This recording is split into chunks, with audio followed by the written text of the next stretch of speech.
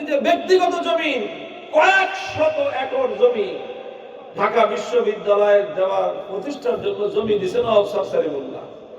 আর এখন ঢাকা বিশ্ববিদ্যালয়ে গিয়ে দেখেন রবীন্দ্রনাথের গান গায়, সলিমুল্লাহর নাম নাই, নিজের বাপের নাম নেওয়ার টাইম নাই। এই বাংলাদেশটা এমনি আসে নাই, এমনি আসে নাই এই বাংলাদেশ। বাপদাদার ইতিহাস পড়েন, আমার বাপের ইতিহাস পড়তে বলতেছি না ভাই, সবার বাপদাদার ইতিহাস পড়েন, সবার বাপদাদার ইতিহাস পড়েন। আমাদের বাপদাদারা সৈয়দ আহমদ শহীদ রহমতুল্লাহ আলাইহির সাথে বালাকোটে গিয়ে এই দেশের জন্য জীবন দিয়েছিলেন। আপনার দাদা না হলে দাদার বাবার খবর নিয়ে দেখেন। আমাদের এই অঞ্চল থেকে, এই ঢাকা থেকে, এই বঙ্গদেশ থেকে অসংখ্য অগণিত মুজাহিদিন শুধু আল্লাহর জমিনে আল্লাহর দ্বীনকে হেফাজত করার জন্য সেই ব্রিটিশের বিরুদ্ধে লড়াই করেছেন, বালাকোটে গিয়েছেন, শামিলিতে গিয়েছেন, উলামায়ে কেরামের নেতৃত্বে জীবন দিয়েছেন, জান দিয়েছেন, রক্ত দিয়েছেন শুধুমাত্র এই দেশটাকে মুক্ত স্বাধীন করার জন্য। কলকাতার দাদা বাবুদের আধিপত্যের বিরুদ্ধে বাংলাদেশের এই ঢাকার মুসলমানরা যা করেছে খবর নিয়ে দেখেন। এই পুরান ঢাকার মুসলমানরা, বসিরা তো অনেক ঐতিহ্যবাহী একটা গ্রাম এলাকা। এই এলাকার পূর্বপুরুষরা বলতে পারবে 100 বছর আগের এখানকার যারা ছিল তাদের খবর জানেন। খবর নিয়ে দেখেন যে হিন্দু দাদা বাবুদের আধিপত্য থেকে এই জমিনকে মুক্ত করার জন্য আমাদের পূর্বপুরুষরা কি করেছে। এই ঢাকার বুকে, এই রায় সাহেব বাজার মোড়, এই কাতি বাজার, এই সমস্ত এলাকায় মুসলমানরা এক ওয়াক্ত আযান শেষ করার জন্য 12 থেকে 13 জন মুসলমান শহীদ হয়ে গেছে এক ওয়াক্ত আযান দেওয়ার জন্য। কল্লা কাটা দিয়েছে, একজনে তাকবীর দিয়েছে, আযান শেষ করতে পারে নাই, আরেকজন আশহাদু আন্না মুহাম্মাদুর রাসূলুল্লাহ বলতে শুরু করেছে, জীবন চলে গেছে, শহীদ হয়ে গেছে, আযান শেষ করতে পারে নাই, আরেকজন দাঁড়ায় গেছে হাইয়া আলাস সালাহ বলার জন্য। এইভাবে এই ঢাকা মসজিদের শহর হয়েছে।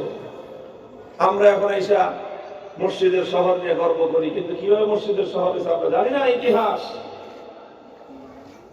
আমরা জানি না, সেই ইতিহাস। আরে মসজিদ তো মসজিদ, ঢাকা বিশ্ববিদ্যালয়ের ইতিহাস আমরা জানি না। এই ঢাকা বিশ্ববিদ্যালয়ে মুসলমানের ছেলেমেয়েরা যেন একটু পড়াশোনা করে একটু ভালো হয়, তারা যেন একটু শিক্ষিত হতে পারে, এই জন্য মুসলমানরা কলকাতার সাথে লড়াই করেছে। এই জমি দিছে ঢাকা বিশ্ববিদ্যালয়ের নবাব সলিমুল্লাহ। জমি দিছে কে? আর ভাই নিজের নিজের নিজের ব্যক্তিগত জমি কয়েক শত একর জমি ঢাকা বিশ্ববিদ্যালয়ের দেওয়া প্রতিষ্ঠার জন্য জমি দিয়েছেন আফসার সলিমুল্লাহ। আর এখন ঢাকা বিশ্ববিদ্যালয়ে গিয়ে দেখেন রবীন্দ্রনাথের গান গায়, সলিমুল্লাহর নাম নাই, নিজের বাপের নাম নেওয়ার টাইম নাই, আর রবীন্দ্রসঙ্গীত গান গাওয়ার জন্য লোকের অভাব নাই। এর চেয়ে বড় গাদ্দার জাতি পৃথিবীতে হতে পারে না।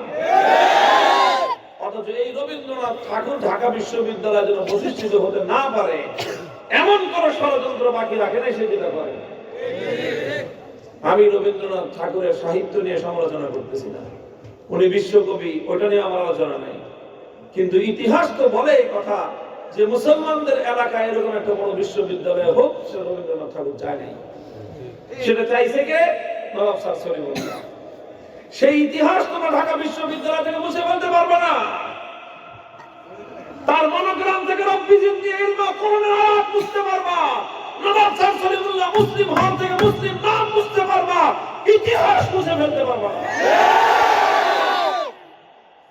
নবাব স্যার সলিমুল্লাহ মুসলিম হল ছিল, আমরা দেখছি আমাদের চলে।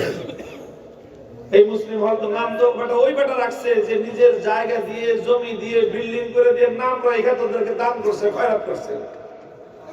সেই খয়রাতের জমিতে সেই হলের নাম তুমি এখন মুসলিম বাদ দিয়ে দাও। যাই হোক ভাই, দুঃখের অনেক লম্বা ইতিহাস। বলতেছিলাম বাংলাদেশটা এমনি হয় নাই, এমনি হয় নাই। কলকাতার দাদা বাবুদের আধিপত্য থেকে এই দেশকে মুক্ত করার জন্য অনেক অনেক রক্ত দিয়েছে, অনেক কিছু দিয়ে এই দেশটা গড়েছে।